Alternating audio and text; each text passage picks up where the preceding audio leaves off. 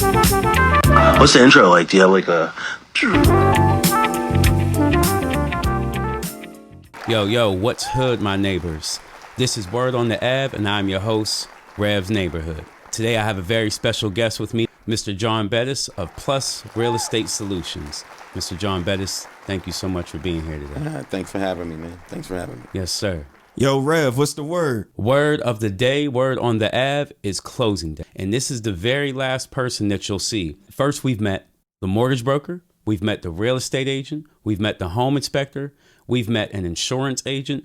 And right now, we are going to meet the title company, and that's Mr. John Bettis. Yeah, it sounds like you got it all covered, man. Yes, sir. From start to finish. Right. So walk us through what you do. What is your responsibilities on closing day or leading up to closing day? Sure. So a part of the real estate purchase or refinance deal is that you have to make sure that the home is owned by the person who says they own it, and that there's no liens or encumbrances against the home or anyone that holds any type of other ownership or some type of debt against the home. So what we do, I'm a licensed title agent here. So what we do is we first start with doing a title search, searching to make sure no one else owns the property, no one has any liens, the current owner doesn't have any liens, or there's not an estate that is selling the property. If there is, then there's steps that we go through for that as well. So we start with the title search. The next step is we got to find out if there's any taxes owed. If there's taxes, if there's any liens because of taxes, if there's any utility, mainly water and sewer and garbage due to the municipality or city. We do those searches.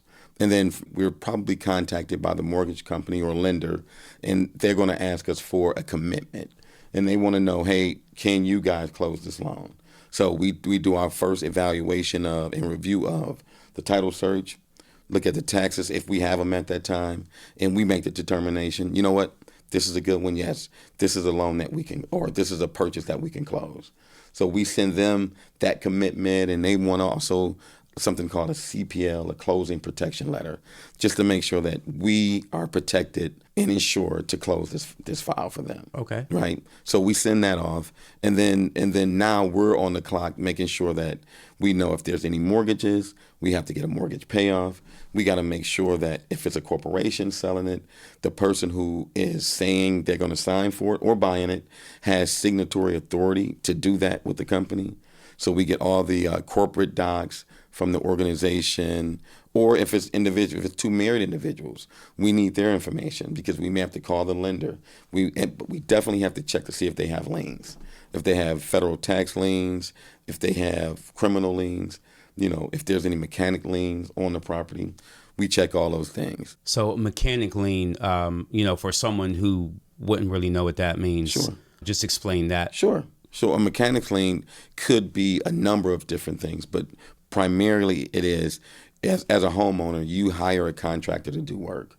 If you do not fulfill that contract and pay that contractor the remaining balance, they can go to the city and say, hey, this homeowner owes me this amount. I would like to get my money back in the event they sell a home. And the city will review it. If they approve, they'll award it. And then when you sell your home, you have to pay that person back. So it could be a contractor. There's liens. It could be a utility company. It could be a mortgage company, or it could be an individual that you had a contract with. So anything contractually that you owe, someone could go to the city or county and put a lien on your property. Oh, wow. Yeah, and then we have to clear it. So a part of what we do is we clear title. So if it's cloudy, if it's something that we feel is an issue, or that could be an issue with someone else buying a home, we have to go to whoever that person is that owns the lien and talk to them and say, hi, okay, we want to satisfy that. What do you need? Okay, mortgage company, how much do you need to pay this loan off? And those are the payoffs that we do. So payoffs, once we finish that step, again, we're talking with the lender. They're giving us their requirements. Mm-hmm. We're going through, okay, so they're charging these fees. We know the realtor who gave us the deal originally is saying they're charging this. The listing agent gets this. The selling agent gets this, which is In this state, it's typically 3% each side, but it could vary. We put all these calculations together. We take the taxes that we received. We prorate them for what is owed to the seller from the date that he closes and what the buyer has to pay. We put that together, which some people call a HUD, but really it's either an alter statement or a closing disclosure. We put that together. We give it to the agents. Some agents are particular, and some agents don't want you to talk to their clients, and we won't if they don't want us to. We'll deal directly with them. But if there's a personal issue with title, we have to talk to the clients, right? So we send out those final disclosures. They review the numbers. If the numbers are good, we send it back to the lender. I balance the CD with the lender CD, and we move forward. We get a clear to close, and we schedule a closing. So I also work very closely with a notary company, Royal Hands Notary, that has a nationwide notary network. So we close loans all over the country. So wow. Yeah, all over the country. So you can imagine if you have a remote notary in Nebraska, who's got to find that person, So I contract the companies to do that for me. Right. So all those liens have to be cleared come closing day. Yes, 90% of the time, unless the buyer and seller agree that the buyer is going to be responsible for it. Okay. The buyer can say, "Hey, I'll pay all the taxes, I'll pay off all the liens," but we have them sign the affidavit. We disclose that. They have to sign off on it, because I've had times where buyers did that, signed off on it. Then I got a call from another title company when they were trying to sell a home, or an attorney saying, "Hey, you know what? There was taxes owed." Yeah, sure. He agreed. Yeah. No, he didn't. Oh, okay. Well, what's your email address? All you got to do is pull out the contract. Shoot it to him. I never get a call back. Yeah. But, that's how people are, man.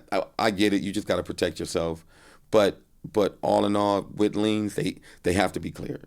So you being a title agent, what are some of the most challenging, situations that you were brought up against as far as clearing titles and everything? Inheritance tax. Because if the homeowner dies and another person inherits the home, there's taxes that are due.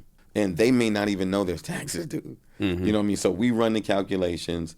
We come back and say, okay, listen, you owe this much in taxes. And people are like, no, I don't. Yeah. Yes, you do.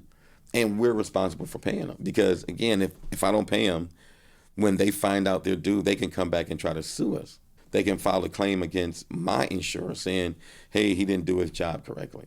Right. So I've had deals canceled because they didn't want to pay the inheritance tax. Right. So as far as the home buying experience, let's just say that I represent the buyer. I'm not going to do dual agency. I'm not going to practice dual agency. So I'm representing the buyer. Okay. And most of my all of my communication is with the buyer. And even as far as getting home insurance, the home insurance agent has communication with the buyer. The home inspector, whoever they elect, they have communication with the buyer. Now, are you in communication with the buyer and seller, or how does that work? That's a great point. We are the only people in the real estate process who talks with everyone. I talk with everyone, unless you as the buyer's agent say, hey, listen, just deal with me directly. If you need something, send it to me. I'll give it to you. I don't have a problem with that, because at closing, they have to bring their driver's license. So we confirm who they are at closing. But during the process, if it's okay with the agent, we talk to the buyers. We may need information from them. We do need information, but I may need to call them. Say, hey, are you guys married? Are you going through a divorce? Are you guys separated? Because by law, if I know that they're going through a divorce, I need the wife. I need the wife. Because, again, that goes back into us not doing our due diligence and being sued on the back end. Because they disclosed that there was a divorce proceeding pending, and we did not split the assets. Okay. Yeah, so we talk with everyone. We talk with the buyer's agent, the listing agent, the seller. We talk with the mortgage company. You know what I mean? Everyone outside of the appraiser and the home inspector. Those are unique to you guys. Those are the buyer's contacts. But I don't need the home inspection. I need the appraisal. So we always have to have a copy of the appraisal in the file as well. So if someone were to ask you, just because they didn't know, what is the difference between an appraisal and a home inspection? Sure. Yeah, that's easy. The appraisal assigns a value to the home. It assigns a value for purposes of the sale. The home inspection is really for the buyer to find out what is going on behind the walls or under the hood, per se, of this house. What condition is the roof in? Where is the furnace? How many years do I have left on it? Is there any water leaks, any water damage? All those things that the appraiser takes pictures of, but he's taking a picture of it to just assess a value, not whether it's a good deal for you to buy the home. And the home inspector is there solely to show the buyer what is going on in that house. That's a good point. So earlier you were saying that there were some agents who don't like the title company to contact their clients. And why is that? I'm curious to know. I can tell you all agents are different, man. And in our business, if you talk to anyone in title who works with agents, they're pulling their hair out because everybody's different. You may have the nicest person on the seller side. You may have a person who, and I hate to assume, but you have a person who this deal is feeding their family. You know what I mean? So they're keyed up. They're very high strung about every little thing, and regardless to what you do, and when that happens, the other agent knows, and they'll give you a heads up. Hey, this agent is pretty tough. Hey, I never worked with them, but you're gonna have a tough time. Right. And I'm a nice guy, man. So I try to diffuse everybody. You know what I mean? I use a technique that I learned when I worked at Quicken Loans. It's called the heat method. Whenever I deal with disgruntled or angry people, first, HEAT, you hear them out, you empathize, you address and answer, and you thank them. Inside of that, it de-escalates people, because you're not challenging them, you're not fighting them. If they're saying something, you just, you take it in, you're like, oh yeah, I completely understand that. I understand, but this is how, it goes. So with that, I do very well with aggressive agents. I've had one problem where one lady called me. I had to call a broker. She called back and apologized. And after it closed, she apologized and she explained, hey, I thought it was this. She questioned me about a $45 fee. And her thing was, your asshole is $45. I'm like, lady, your commission is $7,500. Yeah. This is a $45. I understand you want to look good for your client. I get it. But really, just put this in perspective. It's $45. I tell you what, I'll take it off. Don't worry about it. It's $45. Right. But every agent is different, and some are very difficult, some are not. And we're back with Word on the Ave with the one and only John Bettis. And last time we left off, we were talking about fees. So if you can, just go into detail about what are your fees. Yeah, so I was saying we catch a lot of criticism, man. I pride myself on being the lowest cost provider out here. We're a small company, so we can move very quickly. But early on, I listed all the fees that we had. I listed a shipping FedEx fee of $35. So on a typical closing, the buyer may pay anywhere between $500 and $800 in different fees that we do, like the document preparation and things like that. And on the seller side, they're a little bit higher because the seller actually pays for the tax search because it's their home. The buyer pays for the search because we're searching it for the buyer, right? So I would say on the buyer side, anywhere between $500 and $800.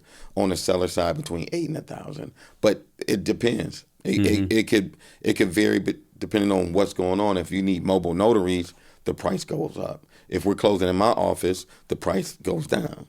If I have to go somewhere else, I have to pay someone else a service. So we're basically just paying out different services, different fees to different people. But everyone came at me like, "Oh man, you're charging so much." I'm like, "Look at the numbers." They looked at the numbers like, "Well, yeah, you're about 150 lower." I said, "Yeah, but they just listed one fee. They just listed title, closing fee." And people are okay with that. So I said, okay, man, I had to make the adjustment. because, like I said, I'm arguing with a realtor over $45. You know what I mean? And had I just said plus real estate title closing fee, $800, she would not have argued about over $45. So the agent pays Well, no, the agent was arguing for her client. for her client. Okay. Right. But For I'm the telling her, extra $45. I'm like, this is a fee that I have to pay out. Oh, did we sign a disclosure?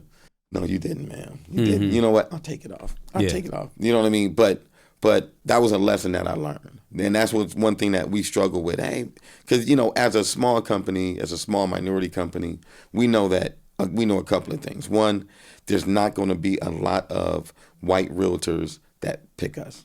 You know what I mean? If it's up to them, they're going to pick somebody they like, know, and trust. And that's just what it is. That's just what it is. I don't think it's racism. I just think it's who you like, know, and trust. You know what I mean? Or somebody who looks like you. Somebody in your community. I'm not in their community. You know what I mean? So I know that. So when I'm dealing with those agents, I'm extra careful. Like, hey, you know what, guys? It is what it is. And this is the fee. I'm not worried about losing them. In my community, I make sure that I keep the gloves on with people. Because a lot of it is education. A lot of it is, a part of what I do is I'm educating the buyer or seller. This may be their first time or second time buying or selling. Then it may be newer agents. Or it may be an agent who's used to doing it this way. But that's not the way I do it. So, and that may be the wrong way. They may feel my way is the wrong way. But, there's only a certain number of ways to do it. So with that, I extend a ton of grace to all the agents. And honestly, the only negative experiences I've had was with the white agent. You know what I mean? Because they don't know me. So their thing is, who are you? You're not with one of these big companies. Why did the buyer pick you? Right. Yeah. Well, you didn't. So this is what I need. This is my fee. This is it. Yeah. Yeah. So what services are you actually providing? For soup to nuts. So we start with the title search. We make sure we search the property. For the closing, we prepare all the documents. We communicate with the lenders as well. We do all the shipping. After it closes, we have to send the final package to the recorder of deeds. So we're recording the deed. We're mailing it to them in some cases in remote areas. If not, it's electronically recorded. We are sending closing docs to both buyers and sellers. What else do we do? After that, we pay the insurance, the homeowner's insurance. We make sure everyone is paid because the buyer pays us what they need the cash to close, and the lender pays us. They send us the loan amount. We balance that amount. So now we're responsible for all payouts. Anybody who gets paid comes from Plus. You know what I mean? So if the seller is getting a check, we wire funds. So there's wire fees as well. Because, nowadays everyone wants a wire. I prefer wires. Checks checks take so long to clear your account. A wire goes out instantly. So when I'm reconciling, I know when the funds are out. Perfect. So we pay the taxes. So that's another thing. We got, if whatever municipality, and that's something I left out earlier, we have to work with every municipality or township or city, wherever that property is, we have to make sure that there is no liens from that municipality standpoint, or there's no money owed. And sometimes they want a occupancy permit, so we have to work with them. We need it to close, Now we can close any file without it. If the buyer says, hey, I accept responsibility and the borough or municipality accepts it, great. But in most cases, we have to make sure that's done. So there's a lot of communication going on all the time. That's why I said we talk with everyone. Yeah. While we're talking with the borough, the buyer never talks with the borough. But it's their borough, so they really need to know this information. But the agent should be speaking with the borough, though, right? The agent should, but it's a lack of education. Some agents don't. So I'll get a call like, hey, do you have the dye test? I'm like, well, do you have the dye test? Yeah. I don't perform dye tests, but I've called plumbers and scheduled dye tests for agents. Wow. Yeah, I have, just because it's just a lack. Well, I've never had to order one. I understand you're new. Let's talk about it. Yeah. Because the newer agents I get a lot of newer agents because your more established agents, they have their company they work with. They're comfortable with their title agent. There's some reciprocity going back and forth, and whatever happens, they're just really not open to using somebody new, which is fine. So the newer agents need a little more coaching, so they're leaning on us a little bit more. Okay. Yeah. Yeah. So my last question is, have you ever been involved in a transaction or known of any transaction to where everybody gets to the closing table and then something just goes wrong and it's like, nah, you know what? We're not going to go through with this deal. Have you ever witnessed anything like that? Once a month. Once a month? Once a month. It happens a lot. Wow. There's a lot of canceled flop files. We get to the closing table, something's not right. I'm not paying that. People walk away. So then I hear about, well, they took the deal, someone else closed it over here. Wow. I'm like, wow. Like, I listen, I have one review on Google, and I'm not I'm not gonna lie, I did see it. Yeah, I was like, you know what? It's cool. Man, it's listen, cool. I have one review on Google, and this was a situation. It was a mortgage broker friend of mine who's local doing a deal in Michigan. Okay, he's doing a deal with this guy. There's a population in Michigan that is very seedy, and they're not black. We don't have to go into it, but so this particular guy was trying to buy this home from the seller, and this guy, we did everything. We got to closing. He was going to wire us $34,000. He wired me $11,000 and said, "Oh, I'm working with the broker. He's going to bring the rest." Well, it's a remote closing. The seller has already signed. They're waiting for a check, right? There's no check. There's no check. So, and I'm not talking, again, this agent didn't want me to talk to the seller, so I'm going to the agent. The agent is questioning this guy. She went to the office. This guy's been in 3 different businesses, and me and the agent are going back, and I'm like, I cannot release any funds because, one, I don't only have $11,000. So you signed, but this closing didn't happen because your buyer did not bring any money. So the seller is hot. Oh, what are you doing? Do you think I'm stealing money from you? Yeah. Listen, he owes you this much. He hasn't paid it. But now the guy is telling him, I don't know what's going on. I paid him. He didn't pay me. You know what I mean? So I'm working with the broker. So this guy, the same lady and the guy, they posted negative remarks about him as well. But he threatened them. They took him down. And my thing is, you know what? I would rather someone read that and then say, I only have one. I don't have any fake posts. I don't have anybody coming back. Oh, I don't even promote it. But I called her and I said, you know what? You posted this. Why was that? She said, well, you didn't close it. You didn't give me the money. Did you talk to your agent? I said, again, there was no money to give you. I could have given you $11,000. You would have got cheated. Everything I did was in protection of you. It didn't close because you would have been shorted the funds because this guy didn't pay it. And the documents say that you should have gotten this and you didn't. That's why it was closed.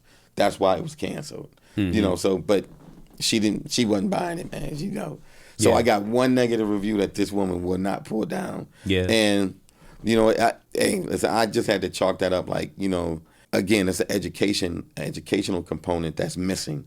So this woman clearly does not have a clue about what's going on. And for some reason, because I'm not in Michigan, I'm not in front of her, she believes the guy that's telling her he gave me the money. I thought that was going to be the last question, but here's the last question. So we're at the closing table. Who is signing the most papers? Because from what I was viewing from my first, or going to my first closing, it wasn't my transaction, but just to pick up some notes and just observe, I noticed that the buyer, it seemed like they were signing like 500 papers. If it's not a cash deal. If it's a cash deal, it's very simple. But you can't bring cash to the closing. Well, right. Well, when I say cash, I don't mean cash. I mean a check, a wire. They typically at a closing, they wire the funds to me prior to closing. And the only reason why I ask that is because there have been instances where people are just coming to closing with like, tell me about suitcases. They say, oh no, we can't do that. So in our happy closing message, we're always saying we need a cashier's check made out to Plus Real Estate Solutions. Don't make it out to yourself. Sign it over to me. Right. You know, it's a cashier's check for $40,000. I don't want that question with my bank.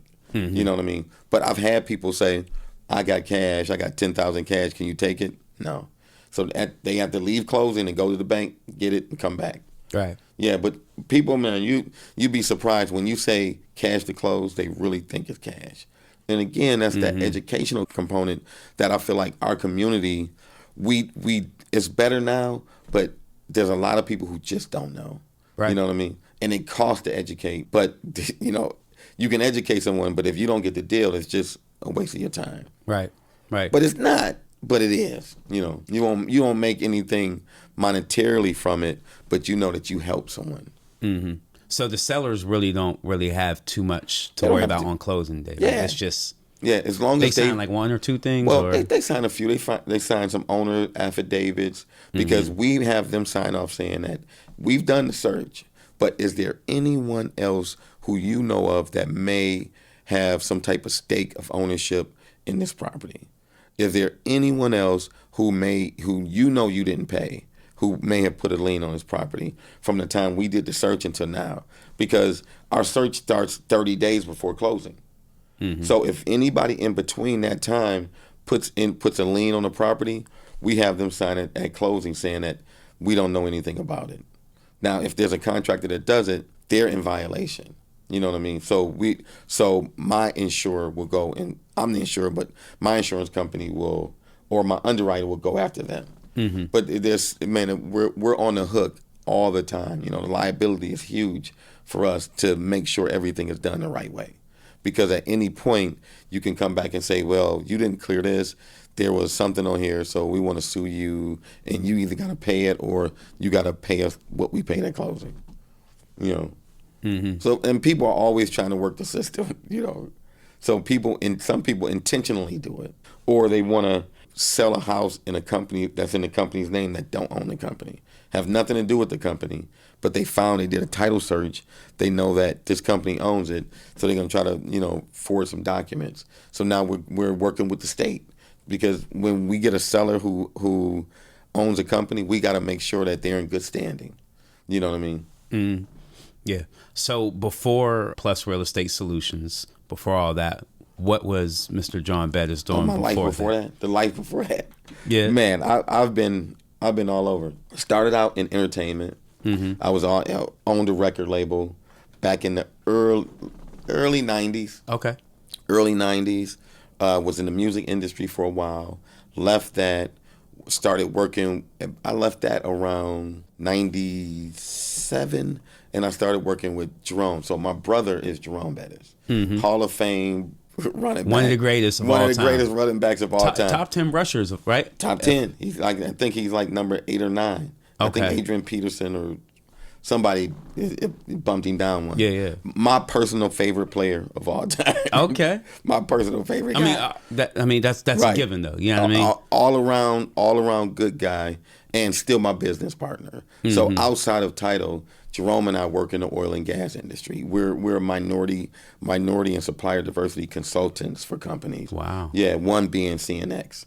So What's the age gap between you and Jerome? I'm 4 years older. 4 years older? I'm 40 years older. Okay. Yeah, so I used to beat him. I beat him down. When we was young, I beat him. I know that I forgot where I read this, but there was a little excerpt of Michael Jordan just, speaking about how it was his younger brother that was it his older brother? I think older brother. What's his older brother's name? I forgot. Larry. Like Larry kind of made him who he was. He was. So I'm looking at it like, you kind of made Jerome who he was. Of course I did. Of course I did. I 100% did. Did you all used to be, wrestling in the backyard? Constantly fighting. Yeah. My mother used to tell us, hey, don't fight in the street. Don't let people see you fighting in the streets. Because we were close. Yeah. We were together all the time. Although there was a 4-year difference, we shared a room up until we went off to college. Were there any other siblings? Yeah, we have one older sister, my sister Kim. So she stays in Detroit with my mom. So my entire family's in either Detroit and Jerome's in Atlanta. So I'm here by myself. Yeah. Now, was there like ever a point like to where you knew that, wow, like we have something special. He's going to be one of the greatest running backs of all time. No, like, never. never, because again, we came from the inner city. We're from the hood, so we didn't see success stories. You know what I mean? I didn't know anybody who played in the NFL. I knew one guy who played baseball. He became a brother-in-law of mine. This guy Norman Brock. So we played baseball. Everybody wanted to be like Norman. He was in the minor league team in Kansas City and Cincinnati, but he was it for us, right? So we never see anybody have that level of success. Right. So I was in school. Jerome was in high school. I saw one high school game because I was in school. I think this one game he rushed. He was a fullback, big guy. 9 rushes for 202 yards. He was killing these guys. Notre Dame, right? No, this is in high school. High school, okay. And I'm like, damn, man, this boy can play. Like, good grief. So then my mom called me like, hey, Jerome's trying to pick schools. So I came home. I went on a visit to U of M, Michigan. So in Detroit, Michigan, U of M is the top school. Yeah. Right. I know Michigan and Michigan State are big rivals. Bitter rivals. I didn't realize the rivalry was that bad. Though. Bitter rival. Yeah. And my oldest daughter, graduated from Michigan State. So Jerome, this was back when there was a legendary coach, Bo Schembechler, was the coach at U of M. This was the year he stepped down. He was the athletic director. So I went up in Ann Arbor, where U of M is, with Jerome. We went to a basketball game. Everybody's there, and they're like, Jerome, you're coming to Michigan. This is great. The next week, Lou Holtz, who was the coach at Notre Dame, came into Detroit, into the hood. These guys came into the hood. We were shocked, like, what are these guys are really? These guys are really coming to our neighborhood to talk to this guy. Like, what the hell? So Lou came and talked to Jerome, and he told Jerome, man, listen, Jerome was all-state linebacker, all-state fullback. He was number 1 fullback in the country, but he was number 1 linebacker in the state, right? So Notre Dame came and said, hey, listen, Jerome, you want to play linebacker? Go to U of M. They got a ton of them. You're good. We have a ton of them. We don't need a linebacker. We need you to score touchdowns for us. That's it. So, and Jerome picked Notre Dame. So, and it was huge because we're Michigan, we're Detroit. Yeah. Everybody was like, what the hell? Why would you go to Notre Dame? But Notre Dame at that time was like huge. That's like a big deal. That's a big deal. They had just played in '88. They had just won the national championship. This was '90. 2 years ago, they were national champions. Yeah. So and they really won him over. And so at that point, we're like, okay, Jerome's pretty good. But we're not thinking like superstar or like Hall of Fame guy. We just like, he's pretty good. His freshman year, he did well. But then the end of his freshman year was the Orange Bowl in Miami. The Orange Bowl, he had a good game. They didn't win, but he had a good game. So we like, okay. But everyone said, hey, this guy, Jerome Bettis, coming into the next season, he's the number 1 fullback in the country in college. So we like, what? So now our eyes are open. Going into that season, he balls out. He's doing his thing. The end of that season, he goes to I think that was the Sugar Bowl. And then this guy, big guy, fullback, he ran for like 170 yards in this game. So even then, 2 50-yard runs. But he's a big guy. So that's when we knew. That's when we knew, oh shit.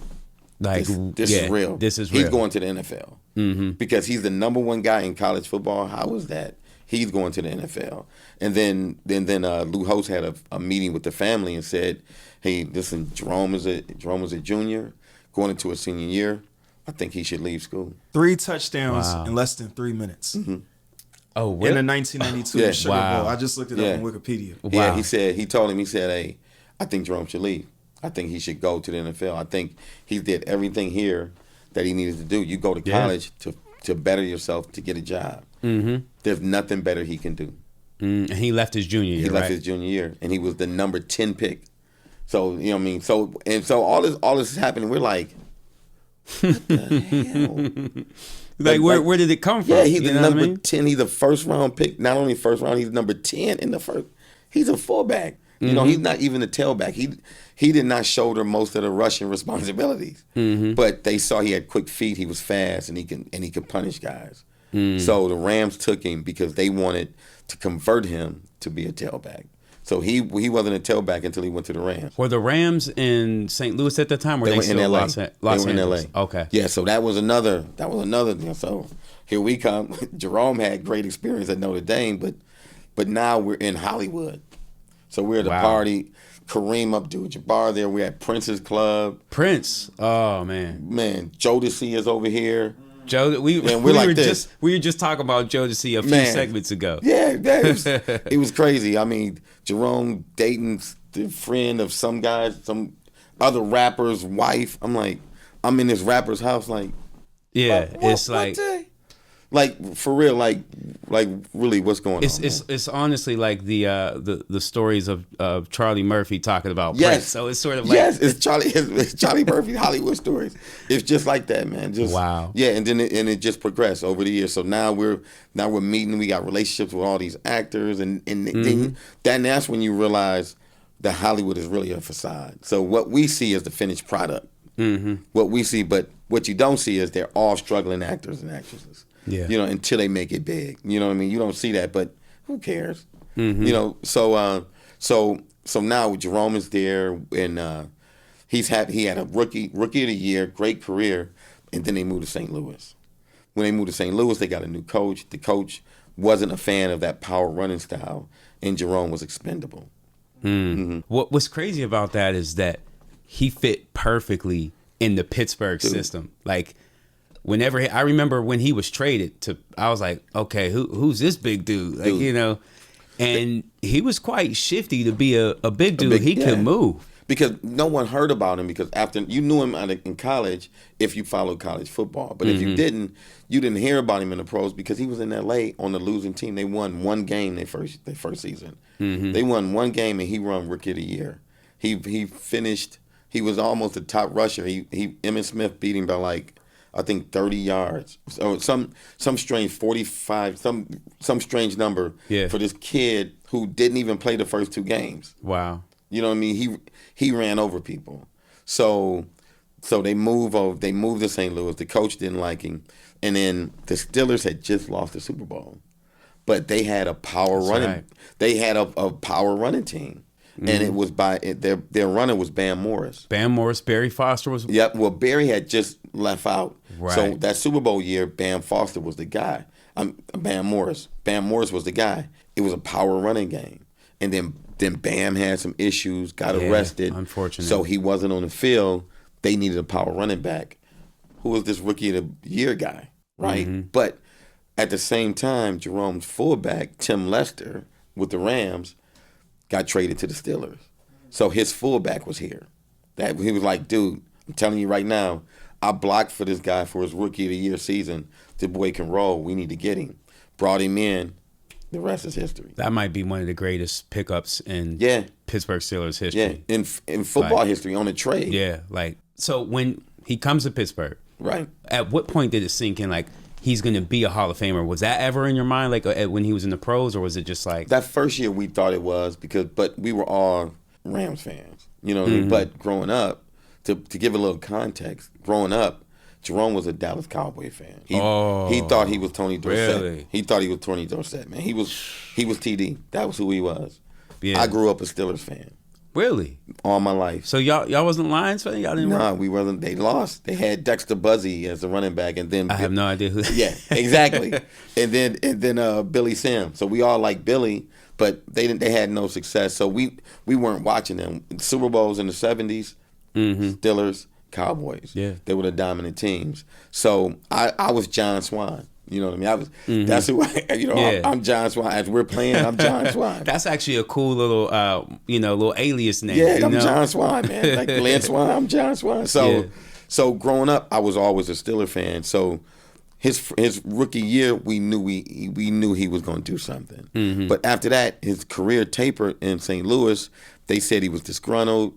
He held out of camp trying to get more money, and they really wanted to go away from him to a guy named Lawrence Phillips. Mm-hmm. And Lawrence ended up having problems and ended up dying in prison. Didn't have a good career. He had attitude issues and a temper. But they wanted to go with a faster, still a big back, but a faster guy than Jerome. Mm-hmm. So Jerome, again, was expendable. He was a great fit for the Steelers. So when he came here and he started winning, that's when we knew it was big. If I may I jump in? Yeah. All right, so I was just looking at Wikipedia because I didn't grow up a Steelers fan. By the way, for anybody listening out here, this is Brother Dev, the engineer and the producer of this show. So what I'm looking at right here is that Jerome Bettis, he was killing it. His first season, he had a career high of 1,431 yards with 11 touchdowns, named to a second first-team All-Pro selection. He won Comeback Player of the Year. He was balling. He had some really, really great seasons with the Steelers when he first started. But then what I'm looking at is that he suffered a serious hip and groin injury that sidelined him for the remainder of the 2001 season. And that plagued him in 02 and 03, and he became a backup. Then Deuce Staley gets hurt, and then he comes back in. He has a few more 100-yard games, and he was able to get his 6th Pro Bowl. And I just wanted to know from you, John, when your brother was going through that tough time as far as the injuries, what was his state of mind around that time, and how was he able to pick himself back up so that he could return to greatness? Great question. I think a part of that answer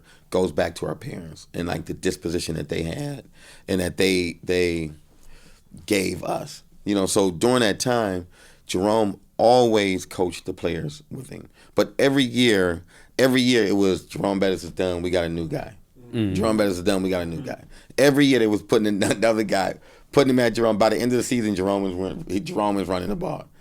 So he knew that, hey, as he got older, I may not be able to carry the load for 16, 18 games, but I'm going to give you hell on 8 of them. I'm going to give you hell. So you can get somebody else, but just know I'm right here. And the way the NFL is set up, man, we call it not for long because injuries happen. It's a very physical sport, and somebody's going to get hurt. And then when somebody gets hurt, somebody got to step up. And Jerome always had the veteran leadership. He was always there with the guys who the media put against him. Like Deuce Staley. He became great friends with Deuce because he's helping Deuce. Deuce, this is what I need you to do.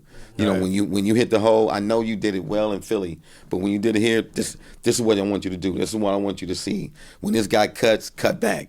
You know what I mean? Yeah. And when he's gonna try to dip you out, take him inside. You know what I mean? And things like that. So that helped Jerome every year with being like that player, coach / teammate and locker room leader, the guy who talked to everybody.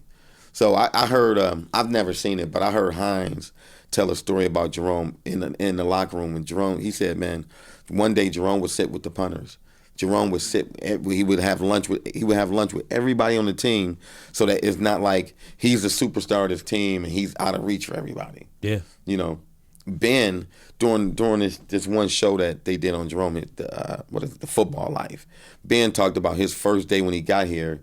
Jerome walked up to him and he's in awe, like, oh shit, that's Jerome, that's the bus. That's the bus. He was like, Ben, listen, man, wait, give me your paper. Just write on the playbook. Here's my number. Call me, man. Come over. Let's talk about it. Let's go through it. And Ben was like, man, here I am. Yeah, I'm the first round pick, but he doesn't know me. Yeah. First day of practice, he's at me. Like, here I am, man. Let's talk. I'm open. Speaking of the bus, how did that nickname originate? That's a good question. At Notre Dame. So, really? Yeah, it was. Oh, see, I thought I was getting all hyped, like, oh, we started that. We started calling him the bus. It was a coach at Notre Dame, Joe Moore, who, after his career at Notre Dame, coached the offensive line here. Joe Moore called Jerome. He used to say Jerome was big as a bus, quick as a caddy. Right? So he brought it here, big as a bus, quick as a caddy. And then Myron Cope picked up on it. You can hear Myron Cope saying, yeah, big as a bus, quick as a caddy. Yeah. And then it was just bus, because and we've always been marketing. So we were in entertainment, we were marketing. That's what we did. So it was Jerome's first name was the Battering Ram because he was with the Rams. So we did T-shirts, we did all kind of stuff. Battering Ram. It didn't stick though. It just didn't stick because they weren't winning. Nobody wanted to buy Battering Ram T-shirts from a team that won one game. Right. Nobody was watching in LA. You know what I mean? And that's why the team left. So when they got to St. Louis, he scored the first touchdown in the Trans World Dome, the TWA Dome. Yeah, Trans World, was it?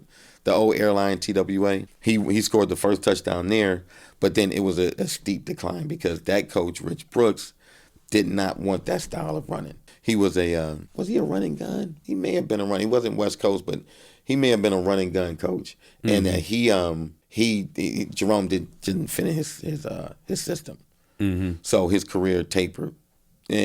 But hey, somebody else's trash is another man's treasure. And I was gonna say everything happens for a Everything reason. happened for a reason. He fit perfectly into that Steelers It was a system. perfect fit. I mean, being from Detroit, being a Midwest guy, a gritty guy that, Notre Dame's philosophy was 3 yards in a cloud of dust. So a great running play at Notre Dame was 3 yards. That's a great running play. You won. You know what I mean? You get 2 of those and a great quick pass, first down, and you just take it down. And what was so significant about his career is that he ended it winning a Super Bowl in his hometown. Insane, man. Insane.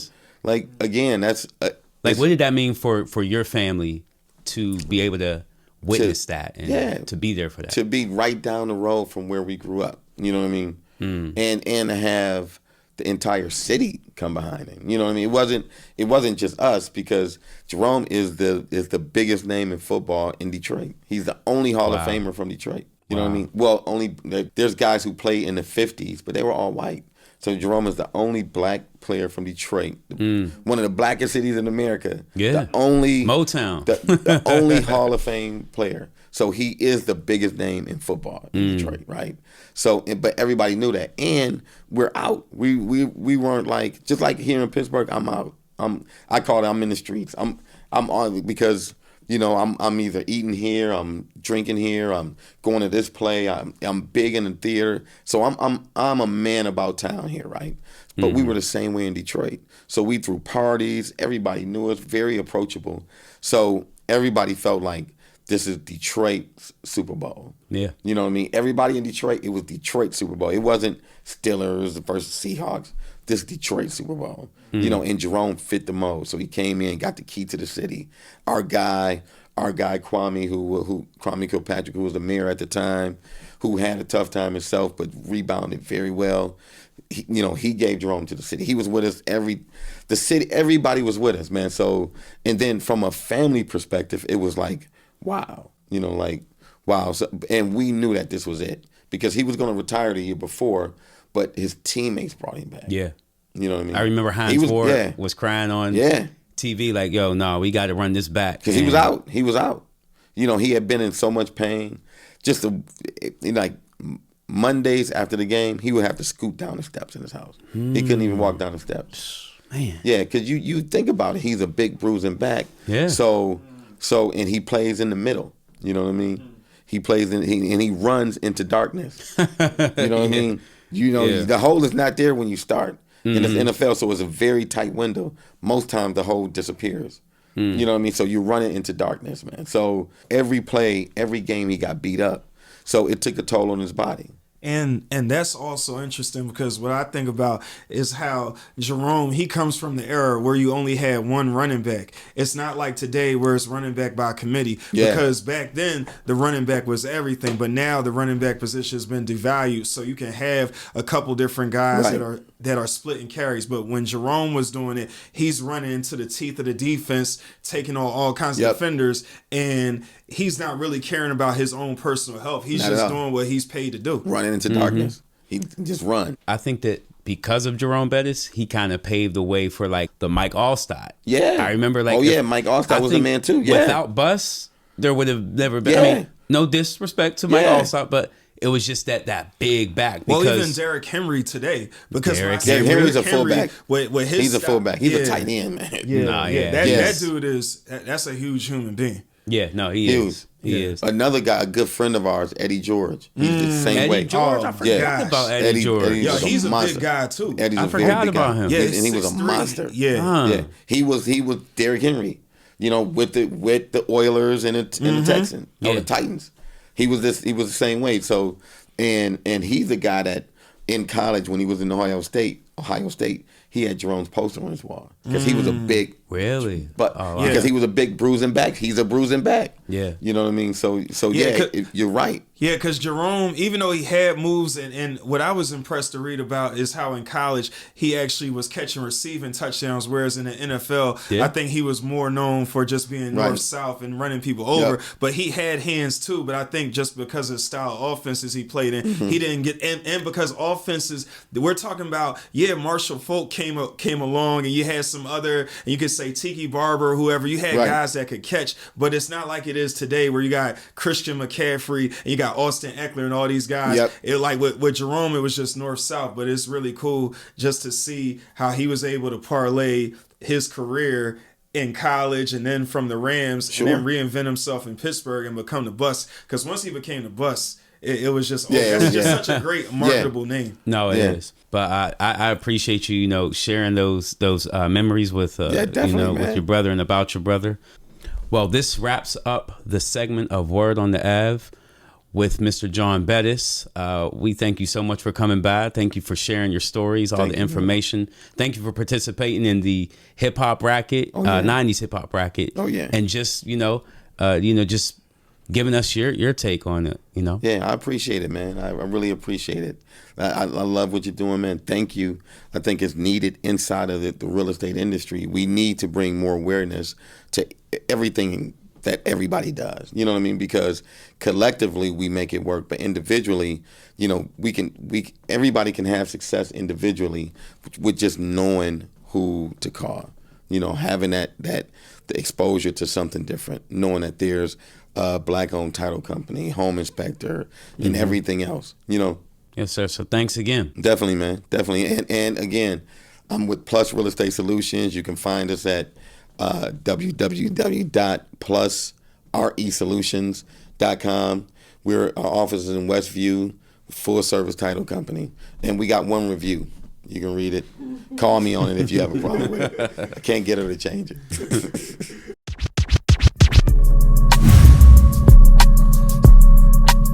Yo, Rev, what's the word?